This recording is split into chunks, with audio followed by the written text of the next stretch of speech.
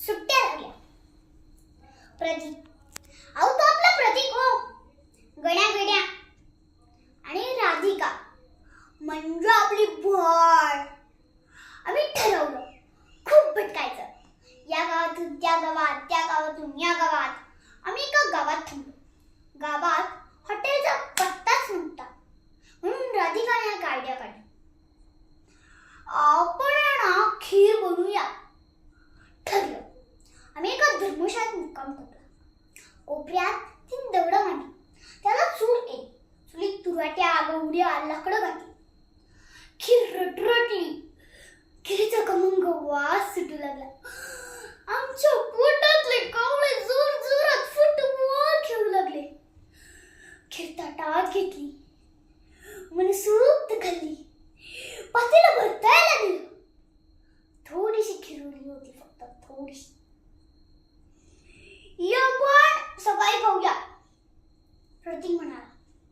पण एवढीशी खीर तिघांना कशी पुरणार, म्हणून राधिकाने अजून एक आयडिया काढली. आता सगळ्यांनी झोपायचं. प्रत्येकाला काही ना काहीतरी स्वप्न पडला. नाही पडलं तर पाडून घ्यायचं. सकाळी उठल्यावर प्रत्येकाने आपापलं स्वप्न सांगायचं. ज्याचं स्वप्न रातचिक असेल ना, त्याला फुल्लू खीर मिळणार आहे काय. मग मी मध्यरात्री खूप चुकटून सगळी खीर संपून टाकली आणि पातेलं जसंच्या तसं झाकण लावून ठेवून दिलं. सकाळी हे दोघं जरा लवकरच उठले. मलाही उठवलं. आम्ही पटापटा चुळा भरल्या. आता स्वप्न सांगायला सुरुवात करा. त्याचं स्वप्न रॅचिक असेल ना, त्याला फुलटू खीर खायची वाट. आधी राधिकाने सुरुवात केली. आपण सगळे झोपलो.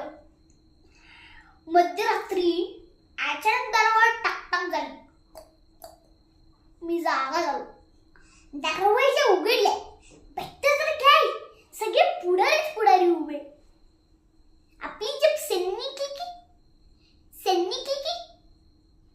तो म्हणाला ना, तूच फक्त पंतप्रधान होण्याच्या लायकीची आहेस.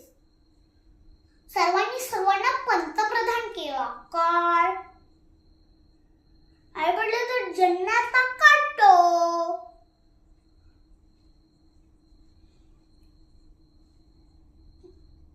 प्रतीक म्हणाला. त्याने सुरुवात केली. आपण सगळे झोपलो. मध्यरात्री अचानक दारावर टाकटाक झाली. मी जागा झालो. दरवाजा उघडला. सगळे दिवस उभे.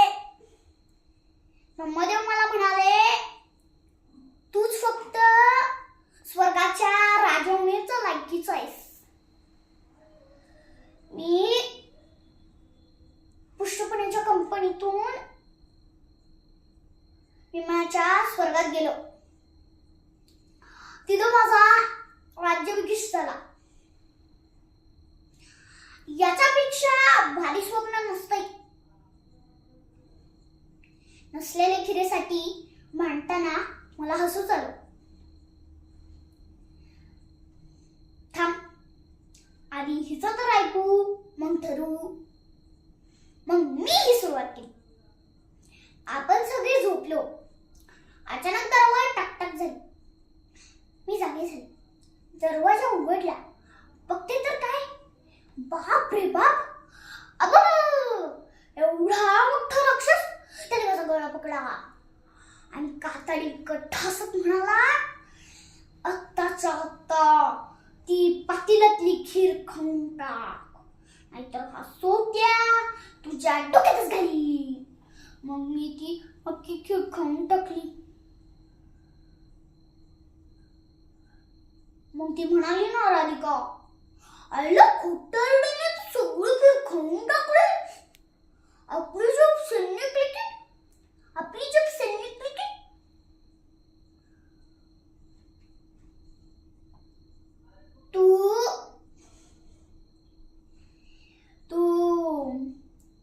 मध्यरात्री गपचूप उडून सगळी खीर संपून टाकली तेव्हा मला का नाही उठवलंस?